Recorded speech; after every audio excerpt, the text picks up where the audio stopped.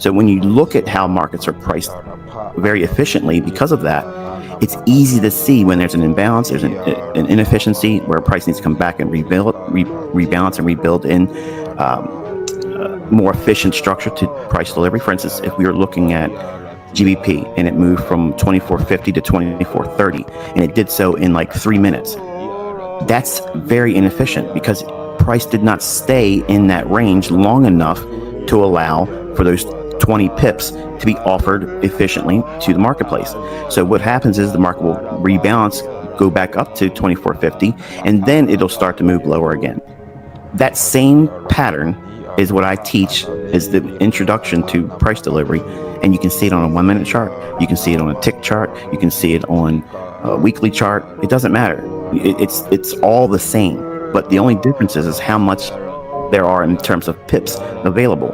So if you can see that pattern on a 1 minute chart and you learn by doing that daily, multiple times, you get so much better at reading price. Then you take a step back and say, okay, now I know what I'm doing. I'm waiting for it to occur on a 4 hour chart. And now you're a short-term trader. Yeah, that does make a lot of sense. For our newer listeners as well. Comes to my Twitter, and they start seeing it, they get nervous. They, hey, ICT, you're teaching all this. This is great, but aren't you afraid it's going to stop working? It's not an edge. Okay, it's not an edge. It's not a fad. This is how price is booked.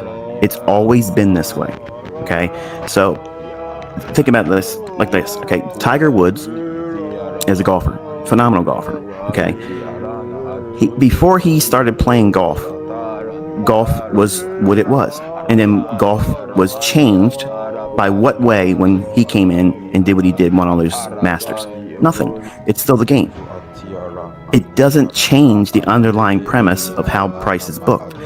The markets are always going to have imbalances because deep pockets cannot work the same way as a retail trader. If you and I go into the marketplace, okay, and we buy or sell, say for instance, we buy Amazon stock, you and I. Yeah. If you and I buy Amazon stock or whatever the current market price is today, and I don't know what it is, but if we bought at the same time, you bought more than I did and I bought whatever I bought, we have no force in pushing price higher or lower because we just don't create the imbalance that's caused by large institutional buying and selling. The premise behind how I trade is I'm looking for that moment when the elephant falls into the pool and displacement is seen. They can't hide it because their orders are so large. It's going to create this imbalance in price. Once that occurs, then it's like the hand's been tipped. You know exactly what's going to happen. Then you just wait for the rebalance and you get in. It's always going to be that way because greed will always be a factor. Money chases yield. And on an institutional level, that greed is insatiable. It cannot be satisfied. So when there's opportunity, or when the opportunity is engineered by them by getting involved in something like they're doing, slowly but surely they're getting into crypto. When we start seeing those signatures, it'll be apparent and it'll never stop working. It will never, ever, ever, ever, ever. It will never stop working because of the imbalance that their activity creates in the marketplace. They can't. Okay, JP Morgan, Goldman, okay, these entities, when they get in, they're not doing 100 shares. They're not doing that. They're not doing 1,000 shares. They're doing huge blocks. And you have to build that in several stages. We just can't go in there and say, okay, I want to buy, 500 million shares of this, that, or the other thing. It has to be broken up in smaller bite-sized pieces. And the same thing occurs in all the other asset classes. For Forex, it's big. It's the biggest market on the planet. And it's never going to change because the banks own it. And you can't beat them. The only thing you do is align yourself with them and follow the model that's there. The problem is most people don't have the discipline to follow what I teach, and it doesn't change it. It won't fall out of favor because it's the model that's there. And when you strip it away, there's absolutely no way for it to fail. There's none because of the underlying premise and the general It's generic. It's very generic when you strip it to its core. When a tree falls, okay, it's going to create a thud, and that thud, that shock wave, you're going to feel it in your feet because it is a large event. Something big just took place. We can see that in price. When that occurs, we take action on it, and it'll always be there because of the size of their orders. Yeah, definitely, and that's kind of what I thought. I just wanted to hear it from the expert, and so that does make a lot of sense. You probably get this question a fair bit too, but have markets changed with the introduction of doing it all online and kind of, I mean, recently trading firms look a lot for like coders and people who can code this stuff to make it more faster and all that. Have you seen any changes over the past 10, 20 years with everything being computerized and faster, and has that changed anything with you? Well, I'm thankful that I was coming from a technology-based view on things because of my computer science degree and everything else, and I was making computer programs when I was in 6th grade. So I was looking forward to the eventual day where trading would be no longer open outcry in the pits in Chicago and Chicago Board of Trade. They would move to electronic trading because I always believed that would be the most efficient way of doing it.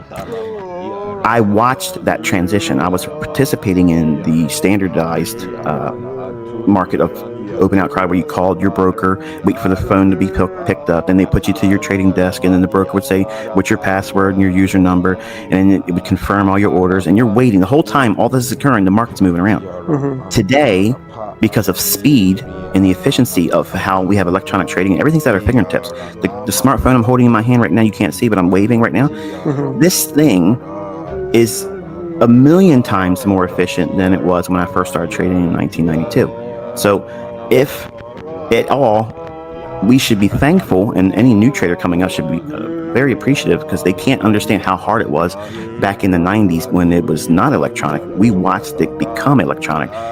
What has changed is it's become easier. It's far more easier now.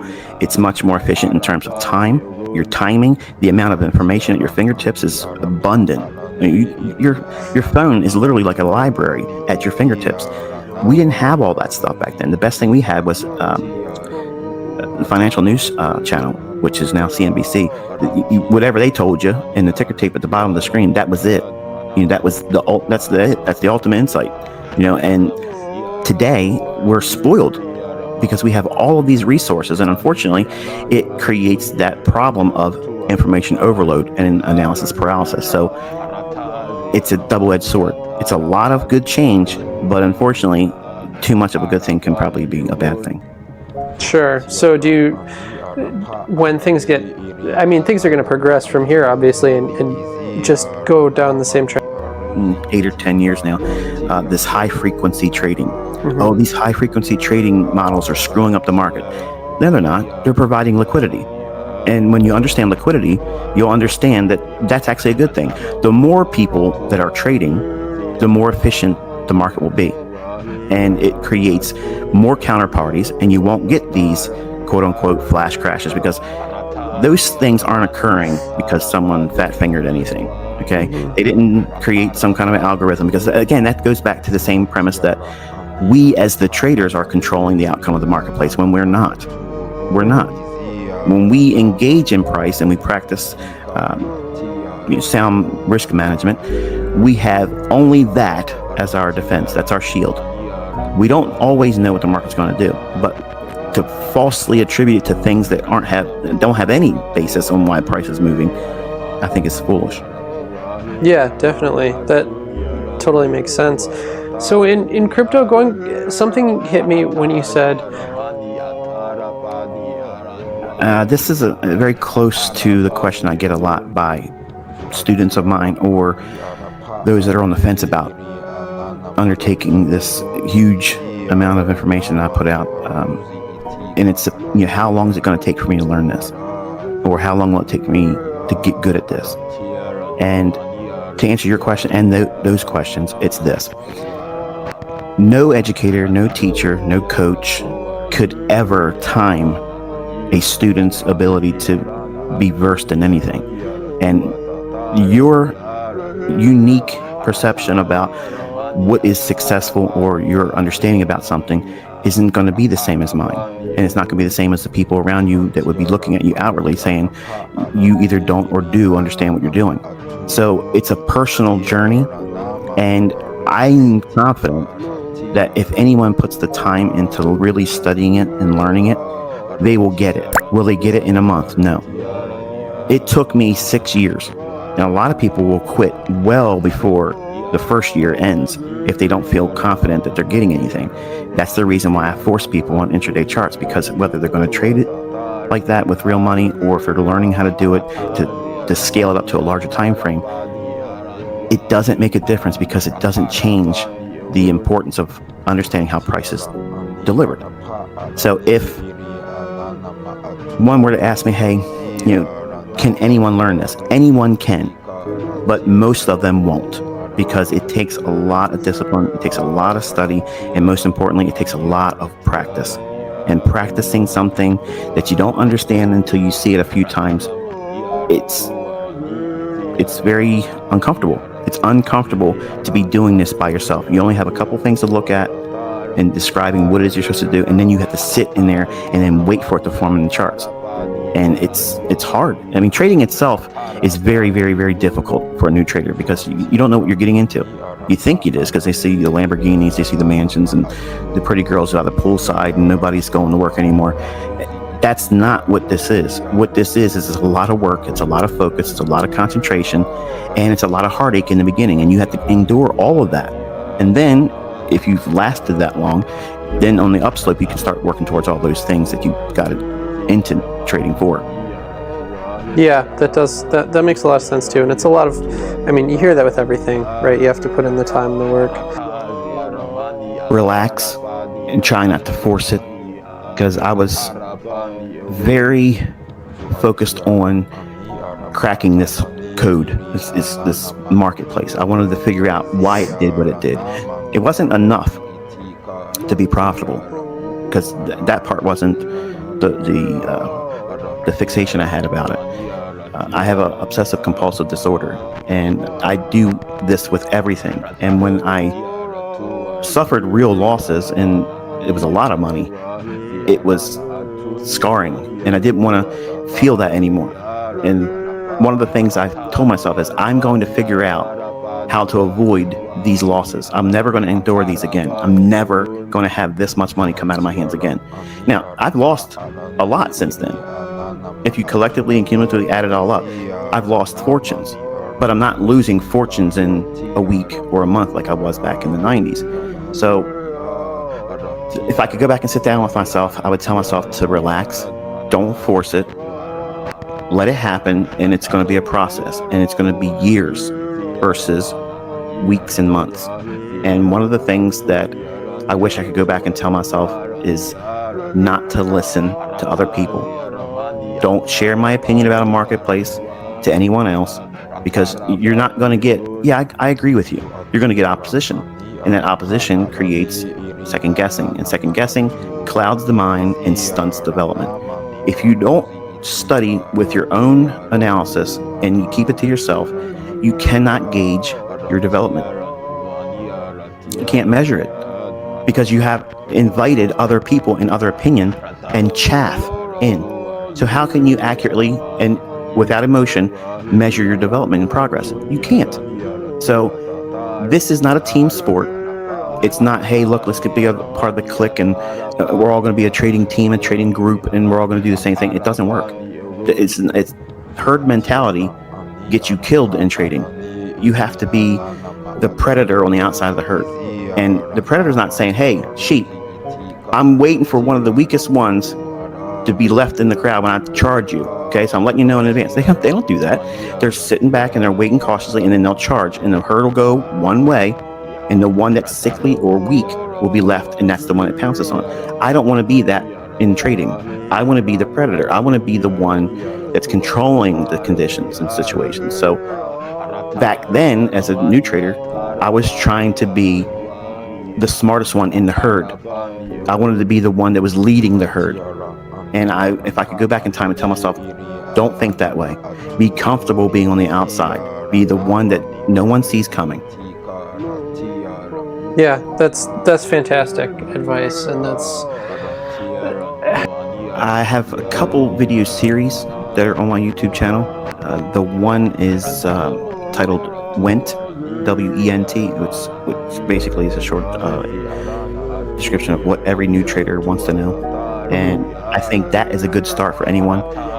It'll challenge you and your perceptions on what you're doing this for, and kind of like get you in line with the realistic side of what it takes to learn this. I think that's a really good starting point. And then from there, I think that if they went through the scalping series, it's only a 3-volume series. If they watch that, they can quickly see how we can see what price is doing on a lower time frame, and it's 100% scalable. So whatever I'm showing in an intraday chart, just take the intraday chart and change it to a daily chart, and it's the same thing, just applied to a larger time frame. So that way, it gives them a lot of, I guess, direction for practice, and see if what I'm talking about is in the charts. You'll know right away if it is going to click with you or it's not. And from there, I would suggest they go into Sniper series, and then Precision Concepts. So if you do those, what is that, 4? Yeah, 4 series in that order, you're good. And then there's some topical studies that I did as a series called Forexmas, where I did like 25 individual little topical studies. They can do that also. They're very small videos, but I think after digesting all that, they'll know 90% of what every retail trader doesn't know. awesome. So you've got the Went series, you've got the scalping series, you've got the Sniper, and then what was the last one? Precision trading. And then it's in that order, correct? Yes. Beauty.